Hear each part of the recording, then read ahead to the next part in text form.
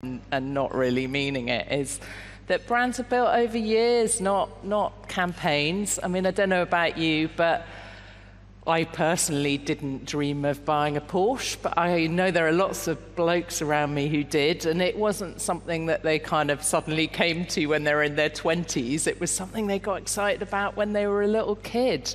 And a lot of brilliant brands actually are those brands that are really consistent in what they do. So there's loads and loads of data about this. Campaigns with what we in the industry call distinctive brand assets, they perform a load better. And we were really conscious of wanting to make Britain Get Talking a proper commitment and continually come back. So, you know, one of the other pieces of work we do is for British Airways, and we have a little kind of campaign called Purpose of Your Visit. And if you create a format like that, or a format like a TV format, like, you know, whether it is I'm a Celeb or Traitors or whatever it might be, actually you can keep coming back to it time after time. And that is really, really powerful. So we are super proud that it hasn't just been a kind of one-off campaign. We have done 5 years of Britain Get Talking now. And it has flexed and changed over those 5 years. So another thing we talk about, this is probably classically, you know, never have the same year twice. I mean, this is probably because I get bored very easily. So you want that kind of a format, but you also want to learn and try and surprise people every year as well. So no great surprises. We'd only just launched, you know, Britain Get Talking when the pandemic hit. And actually, it was, I think, Paul who came to us from ITV and went, oh my God, what are we going to do? And we could see, you know, this was coming down the track. The government hadn't yet gone into lockdown, but we thought it was coming pretty fast. And so within 5 days, we literally got Ant and Dec in the last day the studios were actually open, and got them to record a message, which was, you know, really reminding people to stay talking, that we might be apart, but we're never alone. And we then ran a campaign where we invited people to send in messages for their family, their friends, their loved ones, with the hashtag Britain Get Talking, and then we broadcast those messages across the channel for a whole kind of month and a half, which was incredible. I was one of my daughter saying hi to her grandparents who are in Scotland. So many people sent in these incredible messages, and it was just a really lovely campaign of reminding people just how important it was to stay talking. And then it's always kind of weird looking back at this because it feels like such a moment in time. It's a little bit of social history. But do you want to speak to this, or? Sure. So we actually had this amazing campaign all ready to go in 2020 before we had to do this big about turn. And actually that little shot of Ant and Dec next to each other, we got a lot of flack because we filmed it before the 2-metre advice, but it was broadcast after the 2-metre advice. Things were changing so much. And Britain Get Talking became this sort of incredible platform for people staying connected, and that was going out into the, you know, beyond each other and our families, but also into the caring professions. So this incredible, I think it speaks for itself really, this piece of work which was around the importance of staying connected with each other, but not from celebrities, not from each other, but in fact from the people at the front line saying, look, physical health is really important, but there's nothing more important than your mental health. It is the backbone that keeps us all going. And so this was quite a special film to read. And it ran, if you can remember back, we all did that kind of banging on pots on a Thursday night. It ran literally at the ad break directly after that time. So it was timed perfectly. Hello. Hello. Hi, my name is Frankie. Ready? Gordon.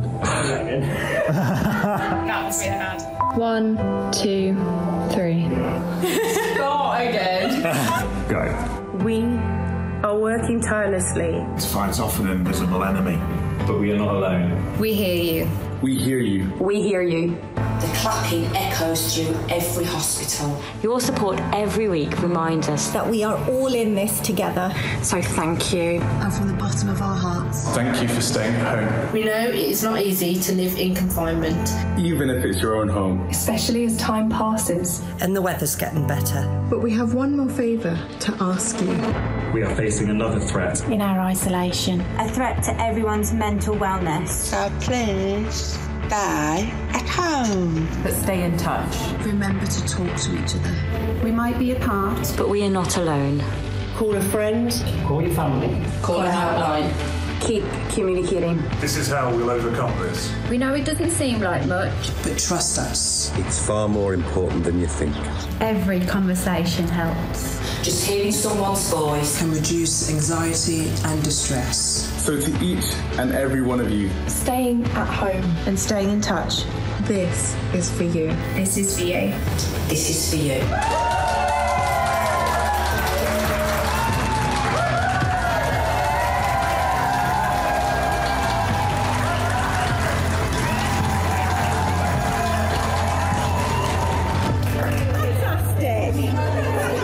Let's get back to work.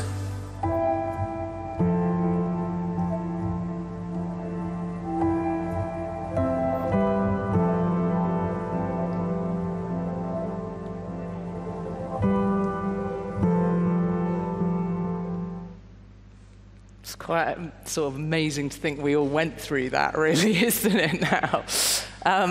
And after that, we did a whole, we carried on to do all kinds of work, raising money for the charities, teaching people how to chat. We ran a chat show on how to have better conversations. We used new tech, so we created voice notes and got people to talk and leave voice notes, because actually that's more powerful, hearing a real voice, than just getting a text. And then we ran this piece of work. Do you want to say something about that? Yeah, so this ran, getting my years muddled up, 2022. And this was as the young people's mental health crisis was really coming into the fore. The charity partners we work with were telling us that, children are waiting years to be able to speak to CAMHS. But there is so much that parents are doing, and we wanted to do something focused on parents, but recognising the efforts they make and congratulating them. This actually, it's not Ant and Dec shimmying, and it's not someone in a fancy dress costume, but this became ITV's most liked ad that we've ever made, that we've ever measured. All right. Here. Fancy a cuppa? Sure. How was the dreaded school? It was all right. There you go.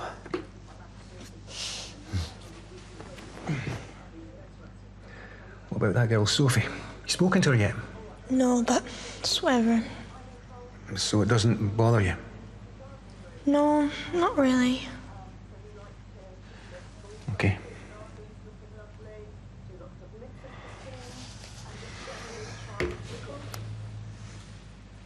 Look, you can talk to me, right? I'm here. Actually, Dad, it's just that anytime I go over to her, she doesn't talk to me, or she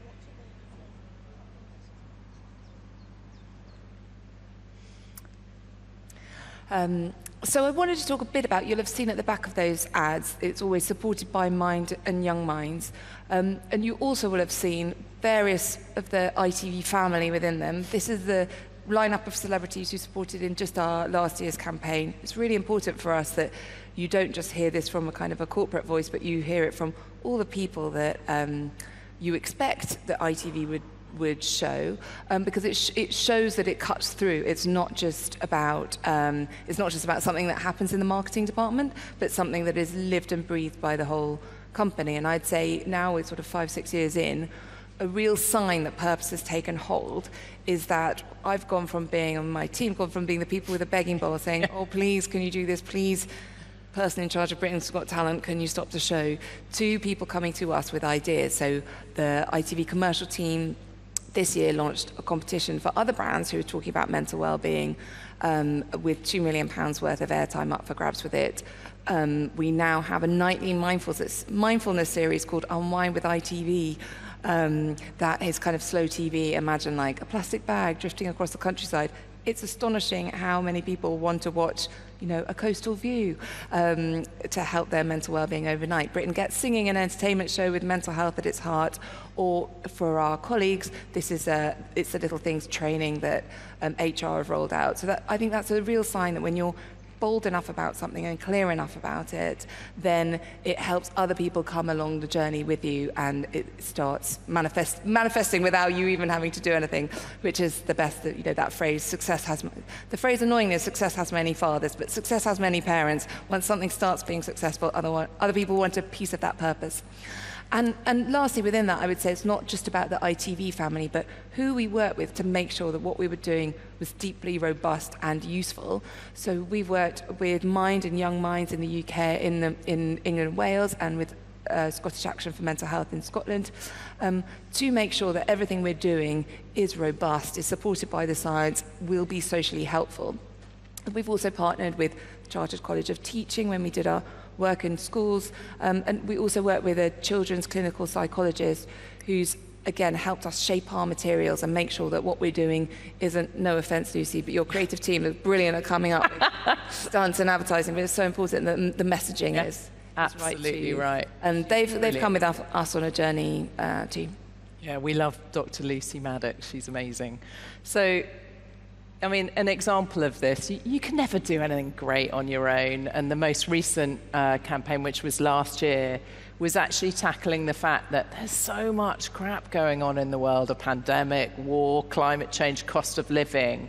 And we found that actually parents tend to shield their kids from those issues. They kind of think, oh my God, I don't want to be talking about this. I don't want to make it any worse. But the truth is, we found that all those kids, actually from the age of around 7 onwards, are already worrying away about that stuff.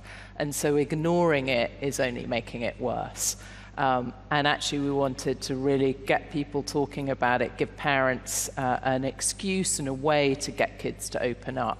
So we set the whole of the UK, all the kids in the UK, some homework, and asked them to open up about the hardest subject, what was actually on their minds. Do you want to chat to some of the scale of that? It was amazing. Sure. So it's an ambitious thing to sort of try and say we're going to get the nation to do something.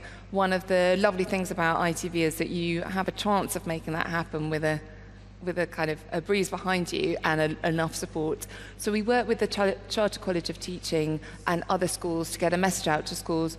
Over 1,000 schools took part. That's the equivalent of half the secondary schools in the country, getting children to do this homework with their parents about what was on their mind. Over 7 million people took action as a result, and we know that over 1 million people did the homework with their kids. We're short on time. Yeah, so let's click. We'll go straight through this one. But Ant and Dec did a lovely film that ran in lots and lots of schools, which was very funny, because you can imagine it was funny. Last of our lessons, really, is if you're going to do purpose, you know, no great surprises, you've got to measure it. You've actually got to make sure it's fundamental to what you're doing, and you've got to make a commitment, and then you've got to measure it. And importantly, we discovered, you know, fame really pays. If you can be disproportionately famous for your budget, then it translates to the bottom line for an organization. And equivalently, if you're boring, it actually costs you a lot more to reach the customers in the UK. In fact, Peter Field and Adam Morgan have recently done a load of work that shows if you're a brand, you have to spend on average an extra £10 million a year to get your message out if you're boring versus if you're creatively exciting and interesting. And we really have worked quite hard to measure the impact that Britain Get Talking has had on ITV and has had on the UK. And we can see it's the best recognised, most recognised mental health campaign in the UK. It's got around 36% awareness. That kind of goes up and down, but is roughly static at that level. Lots of people have said amazing things like, you know, it has reduced the stigma around mental health. It's raised kind of 20 million people seeing different stunts. It's got people taking action. Around 40% have taken action. As a result, it's UK's ITV's most liked ad ever. But importantly, that has also translated through into brand benefits for ITV. So young people, 3/4 of them more positive about ITV as a result. 2/3 of the whole of the UK viewers more positive around ITV as a result. Lots of kind of positive measures in terms of quality, in terms of innovation, and 10% saying they are more likely to watch ITV as a result, which is pretty phenomenal. And then, of course, it gets wrapped into the annual report, and ITV is, of course, a public service broadcaster. Yeah, so I think there's no point us saying we're going to do something and then just dying away. So every year we have a full social purpose impact report alongside our financial reporting. It's something that investors ask us about. It's something that I'm accountable to the board on. It's taken as seriously as our financial data, more or less. There's no point setting yourself a goal unless you're going to try and achieve it. And that goal has been genuinely motivating in terms of it was not always clear that we were going to meet the original goal we set. And in fact, we did meet it, and then we had to set ourselves a bigger one because we transferred. So, last thing really we wanted to say is, I think, you know, we've spent a bit of time talking about ITV's purpose, but I think, you know, we all spend ourselves, when you work in the industry, thinking about what is the brand you're working on, what's their purpose. But importantly, something's gone very awry with the formatting on the transfer. You should be thinking about what's your purpose. And I think that is something that's really, really powerful to think about. And for me, that's always been thinking about actually what gets you angry, because that's pretty usually a good guide to what you really care about and what matters to you. And if you can go away and fix that in the kind of work of your job that you're paid for, then that is a double bonus. And I think one of the questions that I've always asked myself, but I'd encourage you to think about is, are you dependent on people less ambitious than you to make your dreams come true? And are you dependent on people with less conscience than you to make your dreams come true? So for us, that's always two things we think about whenever we're approaching clients. Do we think they're as ambitious as us? And do we think they really share our values? And ITV have proven to be the most brilliant client in terms of both doing something really powerful and actually really going at it with ambition. It's been a total career highlight to work on this campaign. The other thing to say is there's always going to be haters when you're doing something like this. In fact, when you work on any commercial brand. And I think you just have to actually take that hatred and channel it as a positive and really get your energy from it. So this is something we always say. Remember, sometimes I feel like giving up, and then I remember I have a lot of to prove wrong. So that's us. Thank you very much. Thank you.